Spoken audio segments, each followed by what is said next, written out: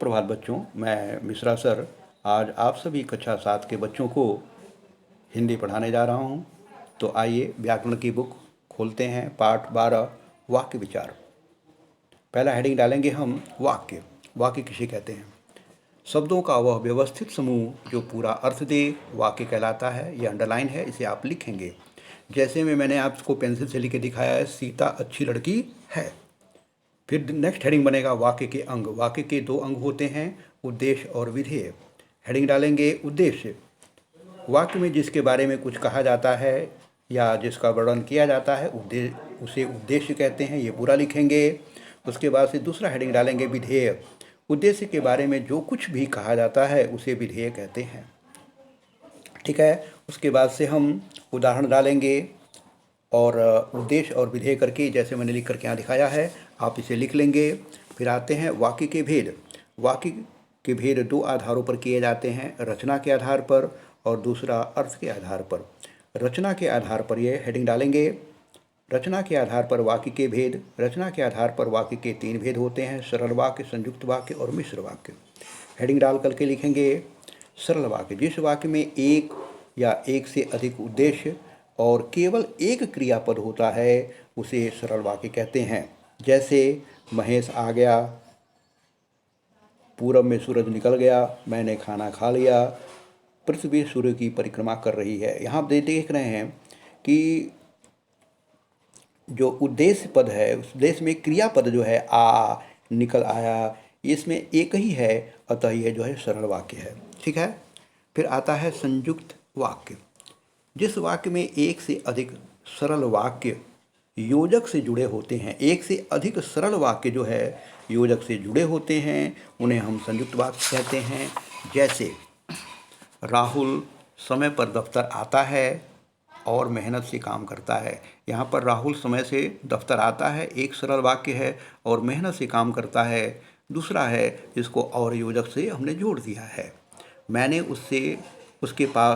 मैं उसके पास गया तो था लेकिन वह नहीं मिला। यहाँ भी 2 सरल वाक्य हैं और उनको जो है लेकिन से हमने जोड़ दिया है। चलिए इसके बाद आते हैं हम गौ डालते हैं हेडिंग मिश्र वाक्य। मिश्र वाक्य में एक प्रधान वाक्य होता है और एक या एक से अधिक आश्रित उपवाक्य होते हैं, जिन्हें हम मिश्र वाक्य कहते हैं। जैसे क्या क्या यह वही आदमी है जिसने तुम्हारी मदद की थी। तो यहाँ पर देखिए, क्या यह वही आदमी है, यह प्रधान उपवाक्य है, प्रिंसिपल क्लॉज है, और दूसरा उसने तुम्हारी मदद की थी, यह आश्रित सबऑर्डिनेट क्लॉज है। दूसरा आते हैं हम अर्थ के आधार पर वाक्य के भेद। अर्थ के आधार पर वाक्य के 8 भेद हो जाते हैं। विधान वाक्य, निषेधात्मक वाक्य, प्रश्नवाचक वाक्य, आज्ञावाचक वाक्य, संदेहवाचक वाक्य, इच्छावाचक वाक्य, संकेतवाचक वाक्य और विस्मय आदि बोधक वाक्य। देखिए इसको पर मैंने टिक लगा दिया है। विधान का मतलब होता है सिंपल सेंटेंस। ठीक है। इसमें जो है इस वाक्य में क्रिया के द्वारा कार्य के होने की सूचना मिलती है। जैसे बच्चे बाहर खेल रहे हैं, मैं प्रतिदिन मंदिर जाता हूँ। निषेधात्मक जो है यह आपका निगेटिव सेंटेंस हो जाता है। इसमें कार्य के होने का भी निषेध किया जाता है, मना किया जाता है, नकारा जाता है। ठीक है। जैसे कि हम ऐसा काम नहीं कर सकते, उसे अब मत जाने दो।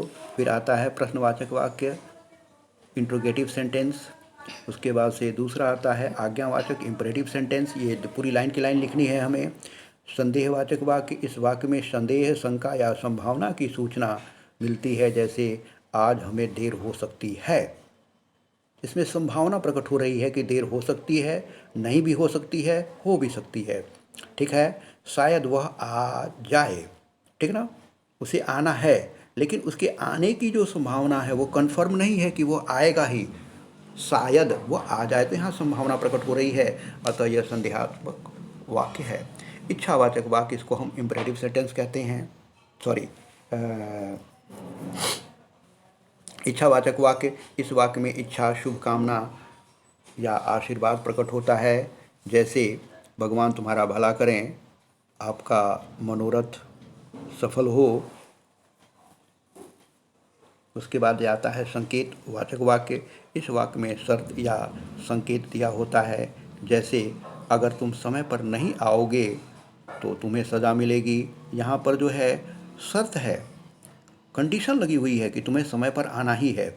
यदि तेज आंधी आई तो बिजली चली जाएगी। यहाँ पर भी जो है एक संकेत और शर्त है कि अगर बिजली तेज आई, आंधी तेज आई तो बिजली चली जाएगी। विस्मयादि बोधक जो है एक्सक्लेमेटरी सेंटेंस होता है। इसमें विस्मय, आश्चर्य इत्यादि के हर्ष के भाव प्रकट होते हैं। इस वाक्य के द्वारा विस्मय, हर्ष, शोक आदि भाव प्रकट होते हैं, जैसे कितना सुहावना दिन है। ठीक है, आइए आओ दोहराएं, ये याद करने की चीज़ है। उसके बाद से आओ कुछ करें, यह होमवर्क है, लेकिन मैंने इसे करके दिखाया है। इसे आप बुक में भी लिखेंगे और कॉपी में भी लिखेंगे। ठीक है, प्रश्न 5 इसे करने की आवश्यकता नहीं है, इसे हमने पहले ही कॉपी में कर लिया है। Thank you.